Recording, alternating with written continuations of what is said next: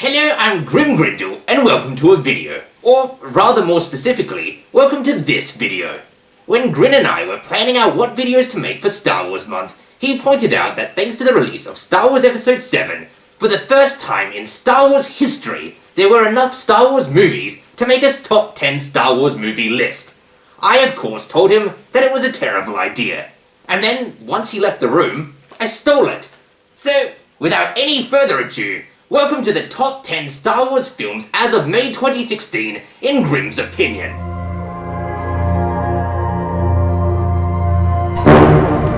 In the number 10 position is the Star Wars Clone Wars movie. I won't go into too much detail as to why I feel this, as I've already done that in my review of the film, available in the description, but to quickly sum it up, I found it to be an annoying movie with a terrible storyline and annoying characters. Overall, an unenjoyable experience.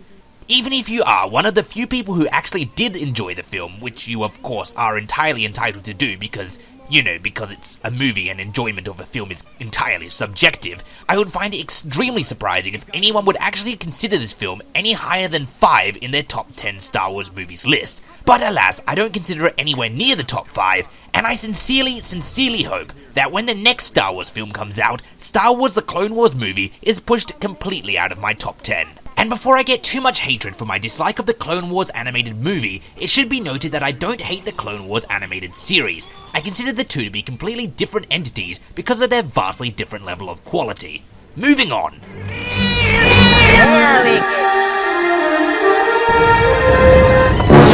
In the number 9 position is Caravan of Courage and Ewok Adventure. Unlike the number 10 position, I don't actually hate this film. I really don't. Caravan of Courage and Ewok Adventure is a very, very weird and very slow film, and at points it does get to the stage of being downright boring. And on top of all that, it also has a very unsatisfying ending. However, it is by no means the worst film I've ever seen. It is an okay fantasy adventure film, which I really regret that I never saw as a child, because I think as a child I would have absolutely loved this movie, and as an adult who had seen it as a child, I think I would have a lot of nostalgia for it. However, as I didn't see it as a child, I don't have a lot of nostalgia for it and did find it quite slow in many areas.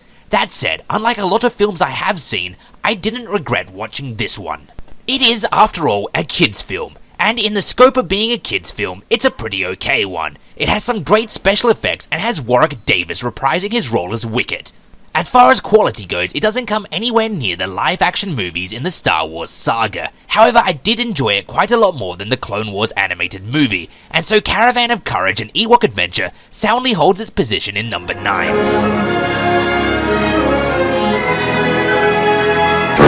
In the number 8 position, we have the final non-Star Wars saga movie, Ewoks: The Battle of Endor. This film is a direct sequel to Caravan of Courage, and seemingly begins straight after Caravan of Courage ends.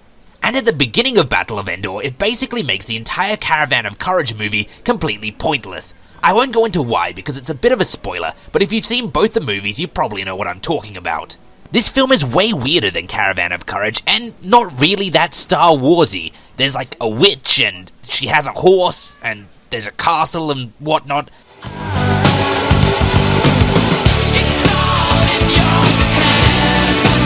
Either way, I've put it slightly higher up on the list than Caravan of Courage because once again, I would probably have enjoyed it quite a lot as a child, but unlike Caravan of Courage, this film is a lot faster paced, so at no point was I bored, and I did actually genuinely enjoy it, even if it's not much of a Star Wars film. The power.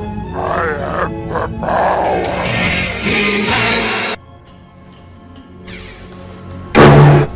Coming in at number 7, we have Star Wars Episode 1: The Phantom Menace. While I am rating this film at the bottom of all the Star Wars saga films, it should in no way be seen as a slight towards the movie. In truth, I absolutely love Star Wars Episode 1: The Phantom Menace. It is one of my favourite movies. It just so happens that there are 7 Star Wars films, and I consider them all to be some of my favourite films. Therefore, while I consider Star Wars Episode 1 to be my least favourite of the Star Wars saga, it in no way implies the film is bad. It just so happens that it is my least favourite of some of my favourites. Coming in at the number 6 position is Star Wars Episode 2: Attack of the Clones. And before you get worried, no, I don't have all of the prequels lumped together. It just so happens that I prefer 2 slightly more than 1. While 2, just as 1, has quite a few flaws to it, the most predominant of which being the absolute terrible love plot, I still very much enjoy it and consider it to be one of my favourite sci-fi films. I found it quite difficult to choose which one to put up higher in the list between the 2 films, but I ended up deciding that the Battle of Geonosis was too cool to put any lower than number 6. I'm fairly certain that the Battle of Geonosis shown at the end of Star Wars Episode 2 is still the largest scale planetary battle shown in any Star Wars film. And if it's not, it's still certainly the largest amount of Jedi shown in one battle. The battle is really freaking awesome, super atmospheric, and just felt like what Star Wars should be. Therefore, thanks to the Battle of Geonosis, Star Wars Episode 2 Attack of the Clones comes in at number 6 in my top 10 Star Wars films list.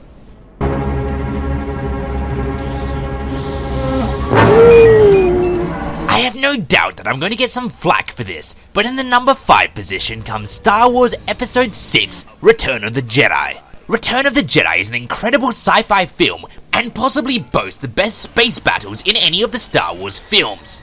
It has scenes in it that have become synonymous with the sci-fi genre, showed as Jabba the Hutt for the first time, and has one of the best lightsaber battles in any of the Star Wars films. However, the movie suffers from Dark Knight trilogy syndrome. When the first and the second movie in a trilogy is so fantastic, it's really difficult for the third movie to live up to the hype. Star Wars Return of the Jedi is an amazing film, but in my opinion, it's not as good as the 2 films that came before it. And also, it has Ewoks defeating the best Stormtrooper battalion in the Empire, which was just silly. All of this said and done, however, Star Wars Return of the Jedi comes in as my 5th most favourite Star Wars film, which is pretty high up on the list. Kill him. Kill him. Kill him. Kill him. In the number 4 position is the last of the prequels, Star Wars Episode 3, Revenge of the Sith. Star Wars Revenge of the Sith is, in my opinion, exactly what it should have been. It ties the prequel trilogy to the original trilogy perfectly. It shows Anakin Skywalker turning to the dark side in a very effective way, and I've got to say, for all those people saying that Hayden Christensen can't act, look how good he does when he's not forced to read ridiculous dialogue. Look at those eyes, and tell me you don't see the insanity of the dark side in them. It is also the only film that really does a good job of showing the scope of the Clone Wars. We see lots of different battles going on in lots of different planets, even if it is briefly. And we see the final execution of Palpatine's 3-movie-long plan to become the Emperor. Overall, Star Wars Revenge of the Sith is a visually great Star Wars film with a dark enough feel to effectively show the rise of the Empire and get you pumped to see the Rebels take it down in the original trilogy. Therefore, it sits comfortably in my number 4 position in my top 10 Star Wars films.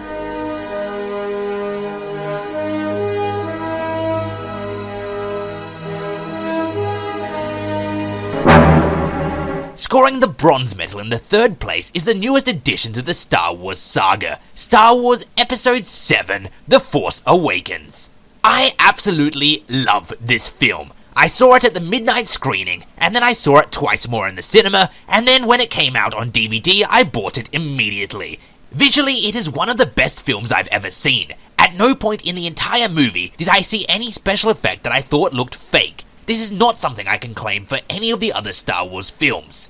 I immediately fell in love with Rey, Finn and Poe, and it was great to see Chewie and Han back at it again. And of course Kylo Ren has established himself as being a very unstable person, and so makes a great villain. The only issue I had with the entire movie was the fact that the First Order built another Death Star, which was really stupid because building a Death Star was a bad idea in the first place as it basically bankrupted the Empire when it blew up, and building a second one effectively finished the Empire off. So establishing yourself as a new galactic power, only to make the same mistake again, was a very strange move.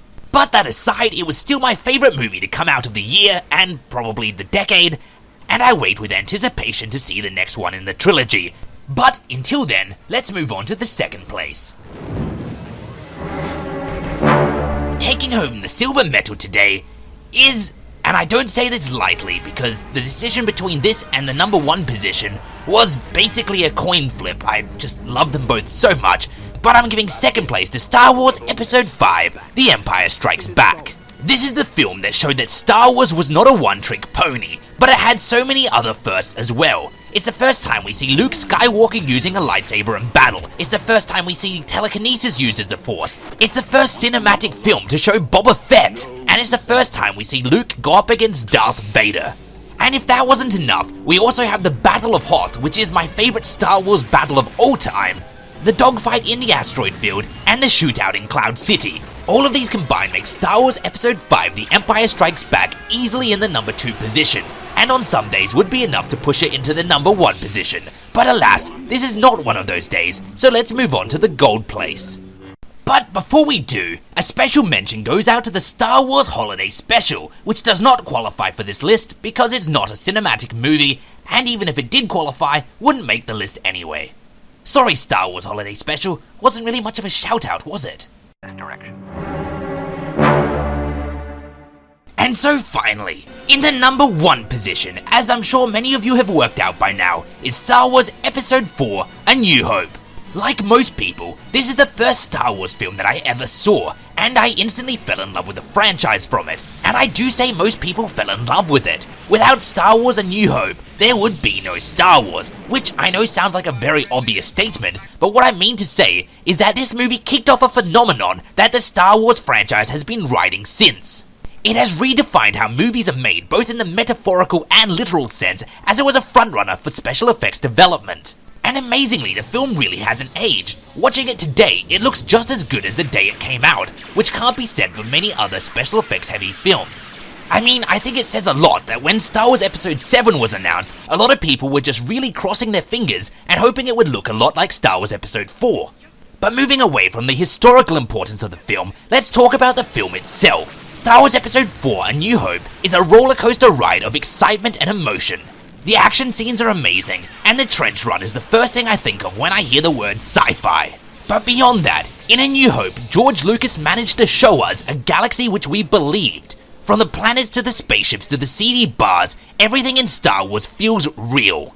And I'm not sure that any child leaving the cinema after seeing Star Wars Episode 4 for the first time didn't want to either be Luke, Leia, or Han.